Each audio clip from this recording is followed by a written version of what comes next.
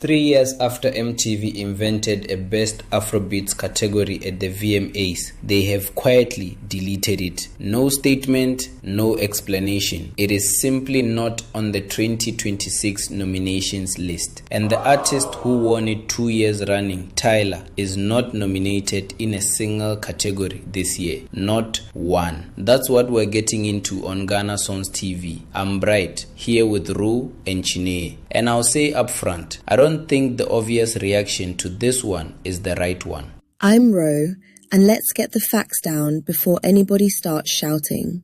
Best Afrobeats debuted at the VMAs in 2023. Rema and Selena Gomez won it first for Calm Down.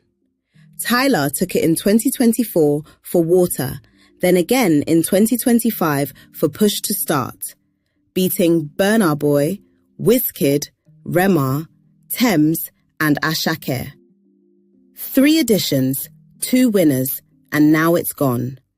MTV has not explained why, but here's what people keep missing. It isn't only Afrobeats.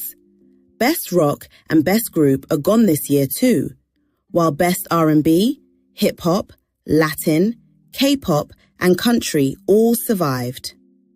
And African artists are still on the list. Burna Boy is up for Best Collaboration with Shakira for Die Die, and Tems for Best R&B with Dave for Rain Dance. The ceremony is the 27th of September in Los Angeles. And Ro, that last detail is the one I can't stop turning over. Tems is nominated in Best R&B, Burna Boy in Best Collaboration. Neither of them needed an Afrobeats box to get on that list. Which brings us to what this is actually about. Tyla's music is South African. It's amapiano, it's pop, it's R&B. It is not West African Afrobeats, and she has said so herself. She used the VMA acceptance speech to push back on exactly this, on the habit of taking every sound from an entire continent and stuffing it into one bin labeled Afrobeats. So when a South African pop record wins Best Afrobeat twice in a row, that is not Tyla's failure. That's the category telling on itself.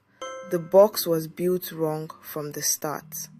That's the argument I find most convincing, and I'll push it further, because there are 2 completely different stories here, and people are only telling the angry one. Story 1. MTV gave African music 3 years, decided it wasn't pulling numbers and cut it. That's a demotion and it stings. Story 2. The category was a bad container that flattened a continent, and its artists are now getting nominated in the main categories on merit. Tems landing a Best R&B nomination next to Dave is structurally a bigger deal than winning a genre-side award. But here's my problem. Those 2 stories look identical from the outside. The only thing separating them is what happens next. I'll push back on the optimistic version, Bright, because the timing undercuts it. Tyla is the most decorated artist that category ever produced. And this year, she isn't nominated anywhere at all. If the claim is that African artists have graduated into the main categories, the woman who won this thing twice should be the proof. She isn't. And MTV didn't retire it publicly or reframe it. They said nothing. Institutions that are proud of a decision usually explain it. And that silence is why we should be careful here. Nobody outside MTV knows the reason, and we don't know if this is permanent or just this edition. Best Rock disappearing in the same year suggests a broad trim rather than a targeted one. So if someone online tells you with total confidence that MTV has cancelled African music, ask where they got that. Category gone, no reason given. Watch 2027. And the real test was never the trophy. It's whether Burna Boy and Tems win in rooms that weren't built for them. Tell us in the comments, would you rather have a Best Afrobeats trophy or a Best R&B nomination with no genre label?